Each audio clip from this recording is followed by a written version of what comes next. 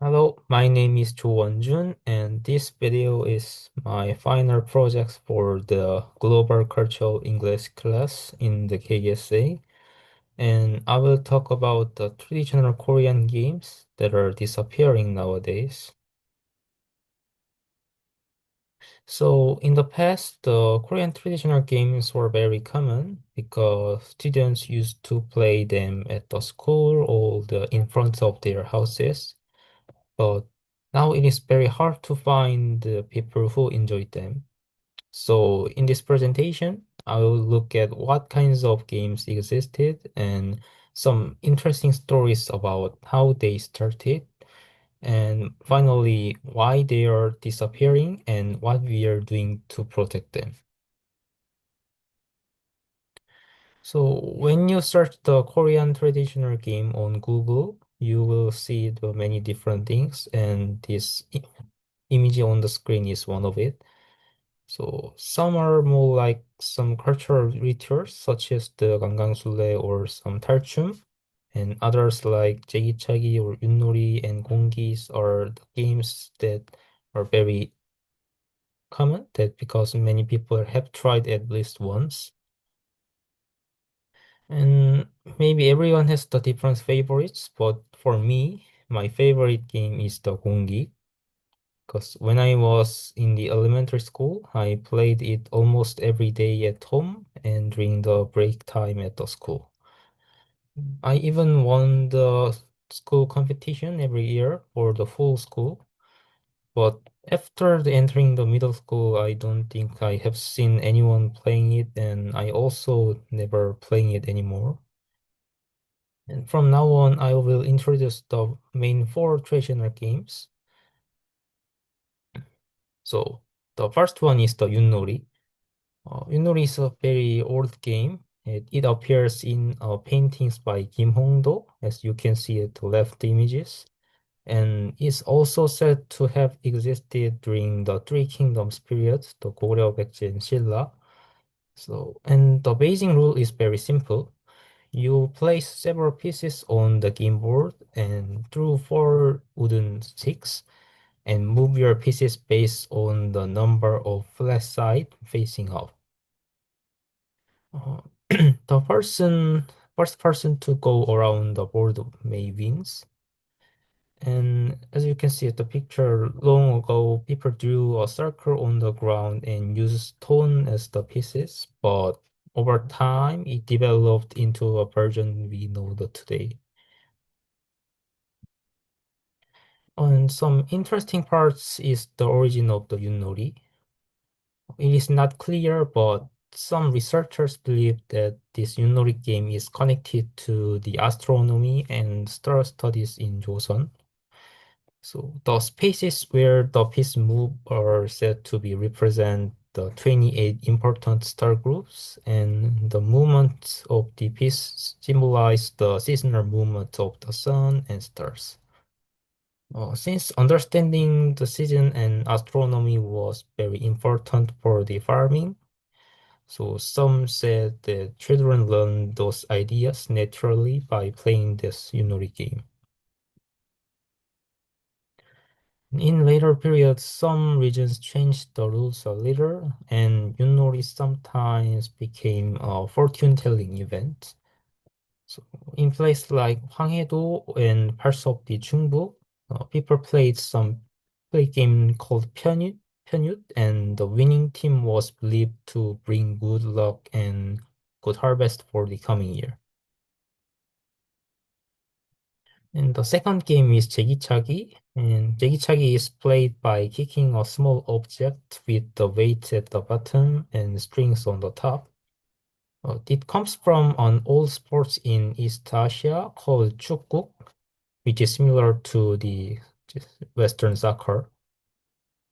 Chukguk has three main styles. So one is where you keep a ball in the air, and one where you try to kick it through a hole, and the last one where you kick it into a goal. So the last two were mostly used for the military training. So the first style became more popular among the ordinary people and eventually became today's Segichagi. The third game is Tuho. As the picture show, the game is about throwing arrows into a narrow container, and you can see from the various paintings that it was popular in the Baekje and Goguryeo periods, and later became a well-known game among the nobles during the Joseon dynasty. At first glance, you might think it comes from the hunting because we throw the arrow to the container, but in fact, it was used for the training the mind. The royal family and noble class played it to calm themselves and practice focus. And even today, if you try it yourself, then you realize that you need a lot of concentration to get the arrow into the container. The last game is Gonu, and I actually learned about it while doing this research. And it is somewhat similar to the games like Baduk or Omok, but much simpler, and there are many different versions. So as you can see in the image, there are very different kinds of the magic balls that exist. So there are two main styles to play. One is where you try to block your opponent so they cannot move their pieces. And another is the where you remove your opponent's piece. So in the second style, you can remove a piece if you trap it in a straight or the diagonal line. And in the image, the game board on the left of the screens are the blocking type, the first style, which are simple and use some very fewer numbers of the pieces. And the boards on the right are the capturing style, so which have the more complicated moves or similar to the Baduk or chess. So, and there are many more traditional games, including some duo variations and other fork games.